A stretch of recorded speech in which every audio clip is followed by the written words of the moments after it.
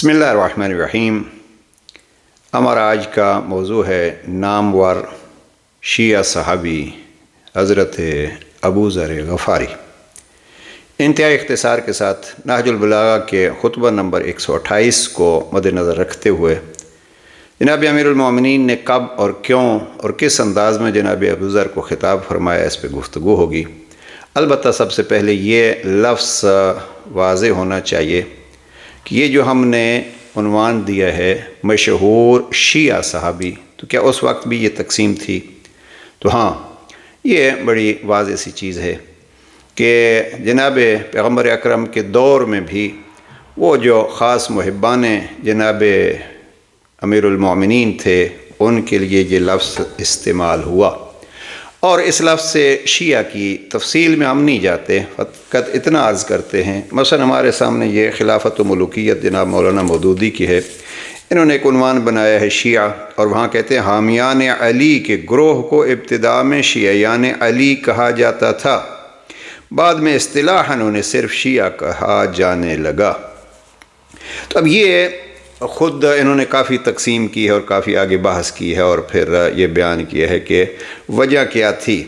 مثلا اس میں یہ خود لکھتے ہیں اگرچہ نبی صلی اللہ علیہ وآلہ وسلم کے بعد بنی ہاشم کے کچھ لوگ اور دوسرے لوگوں میں سے بھی چند اصحاب ایسے تھے جو حضرت علی کو خلافت کے لیے اہل تر سمجھتے تھے، اور بعض کا یہ بھی خیال تھا کہ وہ دوسرے صحابہ سے اور خصوصاً حضرت عثمان سے افضل ہیں، اور بعض ایسے بھی تھے جو نبی صلی اللہ علیہ وسلم کے ساتھ ان کے رشتے کی بنا پر انہیں خلافت کا زیادہ حقدار خیال کرتے تھے۔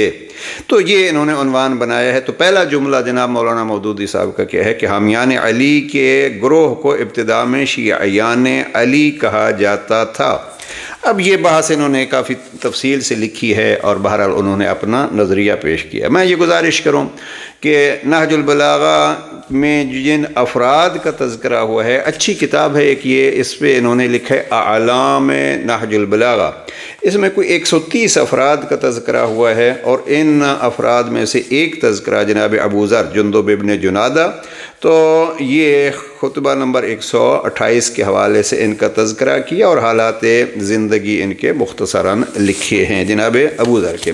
ہم جناب ابو ذر کے حوالے سے زیادہ تفصیل میں نہیں جائیں گے۔ جناب ابو ذر یہ کہ جناب ابو ذر تیسرے چوتھے یا بعض نے لکھا ہے کہ پانچویں صحابی ہیں جو جناب پیغمبر اکرم پر ایمان لاتے ہیں، اور ایمان لانے کے بعد پھر ایک مدت تک ربضہ ان کا علاقہ تھا مدینہ کے گرد و نواح میں، تو یہاں سے یہ پھر مکہ جاتے ہیں، اور مکہ جاتے ہیں تو مکہ کے قریش ان پہ کافی مظالم ڈھاتے ہیں، اور پھر جب پیغمبر اکرم مدینہ آئے تو یہ مدینہ آ گئے۔ پھر پیغمبر اکرم کی رحلت کے بعد دوسری خلافت کے دور میں یہ شام چلے گئے۔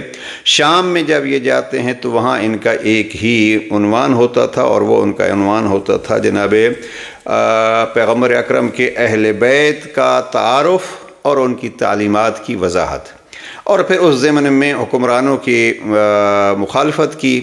تو شام کے گورنر جو جناب خلیفہ سوم کی طرف سے وہاں تھے، تو انہوں نے مدینہ خط لکھا کہ اگر یہ صورتحال رہی تو شام کا علاقہ آپ کے تحت سے نکل جائے گا اور لوگ آپ کی مخالفت کریں گے یہاں۔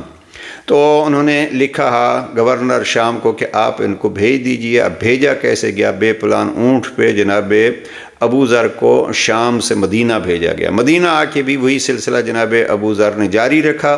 محبت اہل بیت کا پرچار اور تبلیغ ان کا مشن ہوتا تھا، اور ان کی تعلیمات اور قرآنی آیات کو سامنے رکھتے ہوئے برملا حکومت کی مخالفت کرتے تھے۔ ہوا کیا کہ پھر جب یہاں بھی نہ روکے تو ان کو مدینہ سے بھی نکالا گیا۔ اب یہ مدینہ سے نکالا گیا، کس عنوان سے اور کیسے نکالا گیا یہ تفصیل میں ہم نہیں جاتے، لیکن یہ خطبہ نمبر 128 اس موقع کا ہے جب حکومت وقت نے یہ اعلان کیا کہ ابو ذر کو یہاں سے نکالا جائے۔ اب جب ابو ذر کو یہاں سے نکالا گیا تو ساتھ یہ بھی اعلان کیا گیا کہ کوئی ابو ذر سے ہم کلام نہ ہو اور کوئی ابو ذر سے وداع نہ کرے۔ یہاں جناب امیر المومنین آتے ہیں، خود جناب امیر المومنین ہیں، حسنین شریفین ہیں، جناب عقیل ہیں، عبداللہ ابن جعفر ہیں، حضرت عمار یاسر ہیں، اور بعض نے حضرت مقداد کا بھی لکھا ہے۔ اب یہ دیکھیے، یہیں سے آپ دیکھیے کہ یہ ہے وہ علی کا گروہ جو یہاں جناب ابو ذر کو خدا حافظ کہنے آیا کھڑا ہے۔ تو جناب ابو ذر کو خدا حافظ کہنے کا چونکہ یہ حکم جاری ہو چکا تھا کہ کوئی ان کو الوداع کہنے نہ آئے، جب جناب امیر المومنین آئے تو خلیفہ سوم کی طرف سے مروان ان کو باہر نکالنے پر مامور تھا کہ جاؤ مدینہ سے ابو ذر کو باہر نکال لے آؤ۔ جب انہوں نے سامنے علی علیہ السلام کو دیکھا تو یہاں جناب امیر علیہ السلام نے رکاوٹ جب دیکھی تو مروان کے گھوڑے کے سر پہ تازیانہ مارا اور کہا کہ راستے سے ہٹو۔ تو یہ شکایت پھر خلافت کے پاس گئی اور جناب امیر المومنین نے اس کو کیسے حل کیا؟ تو جناب ابو ذر کو مدینہ سے نکالا جاتا ہے، ربضہ یہ چلے جاتے ہیں، مشکلات سے زندگی گزارتے ہیں۔ ایک وقت یہ آیا کہ زوجہ فوت ہو گئیں، بیٹا فوت ہو گیا اور ان کے پاس کھانے پینے کے لیے بھی کچھ نہیں رہا۔ وہ وہاں سے ایک سفر کرتے ہیں، صحرا میں جا کے رحلت ہو جاتی ہے، ایک ان کی بیٹی ہے، اور پھر وہ کس انداز سے غسل و کفن ان کو دیا جاتا ہے۔ غسل و کفن میں جناب مالک اشتر شامل ہوتے ہیں اور بعض دوسرے صحابہ بھی، اور یہ 32 ہجری کا 32 یا 33 ہجری کا ذی الحجہ کا واقعہ ہے، یعنی تیسری خلافت کے دور میں۔ یہ جناب ابو ذر کا مختصر سا ایک سلسلہ۔ جب جناب ابو ذر کو امیر المومنین علی علیہ السلام مدینہ سے خدا حافظی کرتے ہیں تو اس وقت جناب امیر المومنین نے یہ خطبہ ارشاد فرمایا جو نہج البلاغہ میں خطبہ نمبر 128 ہے، اور اس کی ہیڈنگ یہ ہے: جب حضرت ابو ذر کو ربضہ کی طرف جلا وطن کیا گیا تو ان سے خطاب کر کے فرمایا لما اخرج الی الربضہ، اے ابو ذر، ہم بالکل ترجمے کی حد تک اکتفا کرتے ہیں، یا عبادر انک غضبت للہ فرج من غضبت لہ، اے ابو ذر تم اللہ کے لیے غضبناک ہوئے ہو تو پھر جس کی خاطر یہ تمام غم و غصہ ہے اسی سے امید بھی رکھو۔ ان لوگوں کو تم سے اپنی دنیا کے متعلق خطرہ ہے، میں ابھی اس پہ تبصرہ نہیں کرنا چاہتا، اور عزیزان یہ ذرا ذہن میں رکھیے کہ یہ اختلافی بحثیں جو ہیں وہ چھیڑنے کا زمانہ نہیں ہے۔ اس کو ہم اس لیے عرض کر رہے ہیں کہ شیعہ کوئی گالی نہیں ہے، بلکہ ہم ایک عرض کرتے جائیں، یہ فلک و نجات ہے۔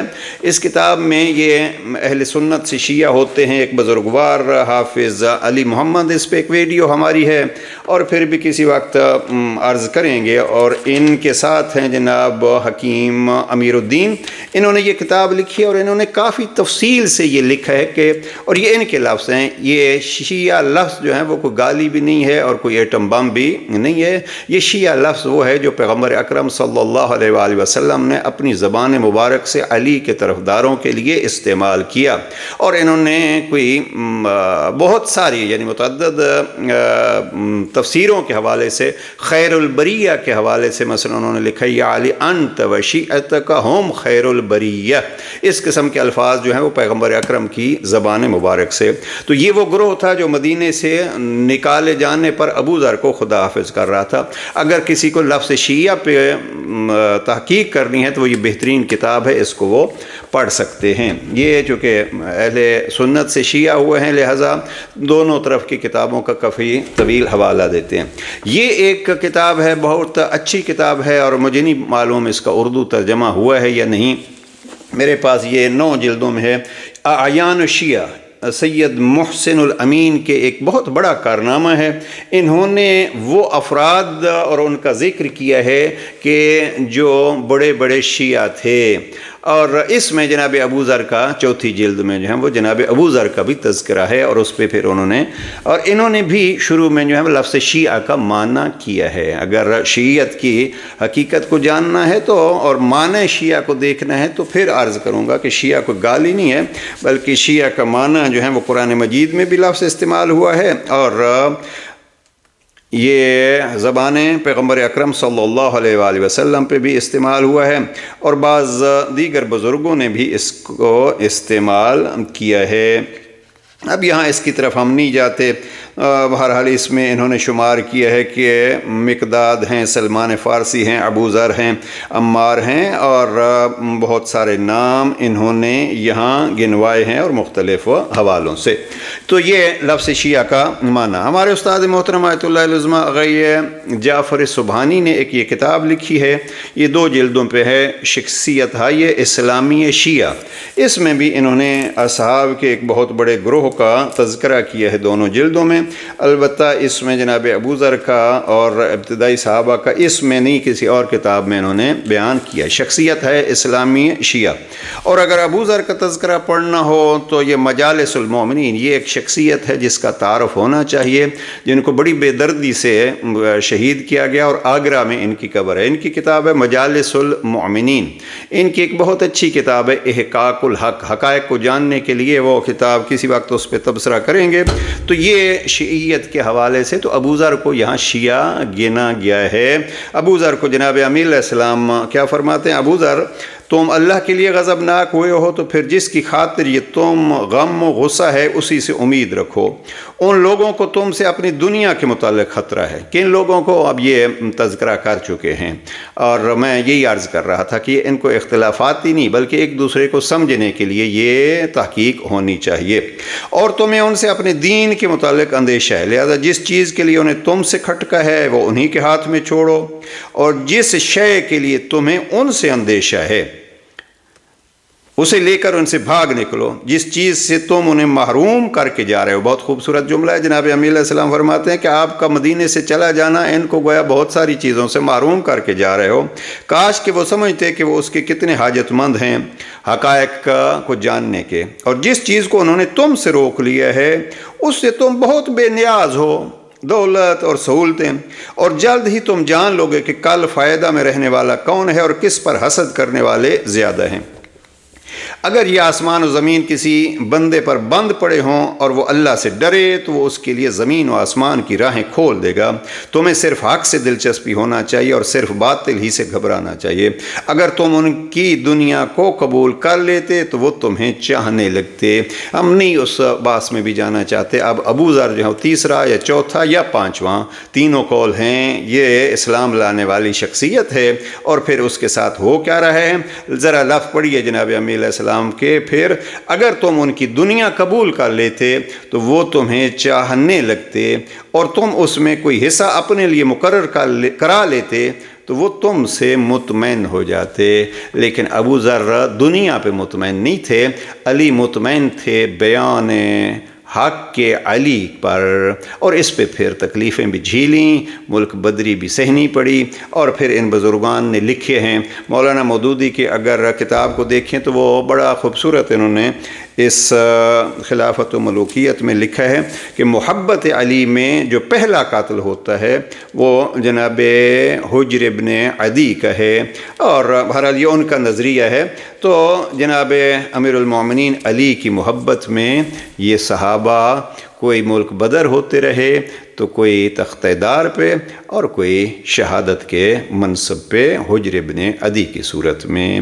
پروردگار ہمارے ان اختلافات کو اختلافات کے لیے نہیں بلکہ ایک دوسرے کو سمجھنے میں مددگار قرار دے۔ اور نہج البلاغہ کا خطبہ چونکہ 128 ابو ذر کے بارے میں تھا اس لیے تھوڑی سی یہاں وضاحت پیش کر دی ہے۔ والسلام علیکم ورحمۃ اللہ۔